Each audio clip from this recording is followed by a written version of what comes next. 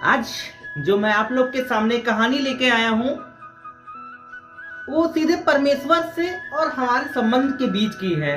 अगर हमें कुछ मांगना है तो हमें ईश्वर से मांगने की जरूरत है, ऊपर वाले से मांगने की जरूरत है, भगवान से मांगने की जरूरत है, ना कि किसी अदर पर्सन से, ना किसी इंसान से, क्योंकि इंसान हमें देने के लायक नहीं होता है। वास्तव में अगर देगा तो मुझे भगवान देगा, अन्यथा कोई नहीं देगा।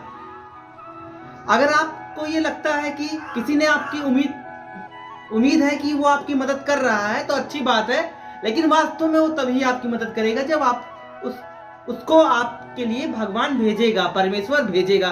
सीधी सी बात समझने की है। मैं अब देर न करते हुए कहानी पे आता हूँ। जो आज की कहानी है एक बहुत बड़े व्यापारी की है। वो जो व्यापारी जी थे उनका दिनचर्या था डेली सुबह मंदिर आना और परमेश्वर के दर्शन के बाद ही अपना रोज का कार्य वो शुरू करते थे। करीबन कई सालों से ऐसा करते थे वो।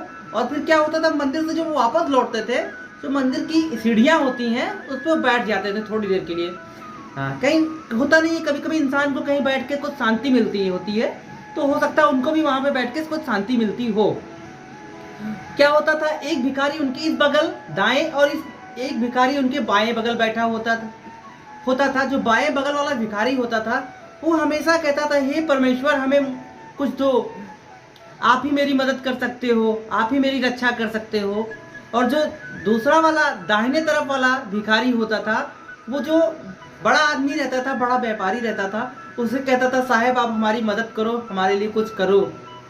वो प्रतिदिन ऐसे रहता था। जो व्यापारी था वो वहां से निकलता था, इन सब बातों को भूल जाता था, फिर अपने काम में बिजी हो जाता था, उनके पास ज्यादा समय नहीं रहता था। ऐसे दिन बीतते जाते हैं। फिर एक दिन वो अपने घर पे पहुंचता है, अपने वाइफ से बात करता है, अपनी पत्नी से बोलता है ऐसी ऐसी बात है।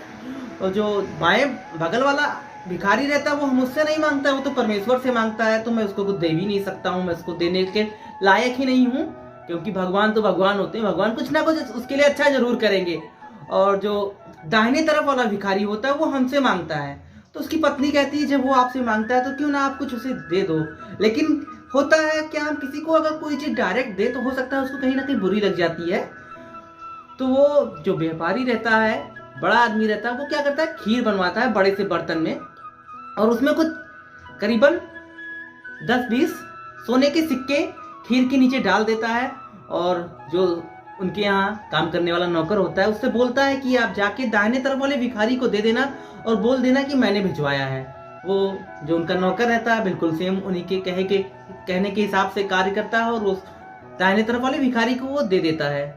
वो खीर ज्यादा रहती है, भिखारी खुश हो जाता है, खीर को खाता है, लेकिन ज्यादा होने के कारण से खा नहीं पाता है, आधी खीर को छोड़ देता है।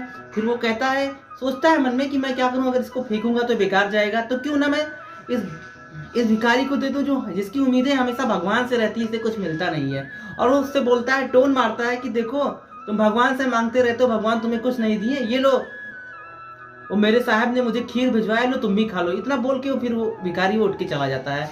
क्या होता है, जो बाएं तरफ वाला भिखारी रहता है खीर खाता है, खीर खाने के बाद जो सोने के सिक्के मिलते हैं। दूसरे दिन फिर वो जो व्यापारी रहता है, बड़ा आदमी रहता है, फिर मंदिर आता है।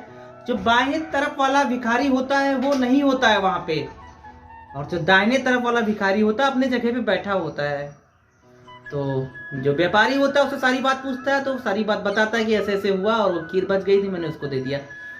तो वो जो व्यापारी होता है उसको एहसास होता है एक परमेश्वर ही है जो हमारी मदद कर सकता है, हम और आप नहीं।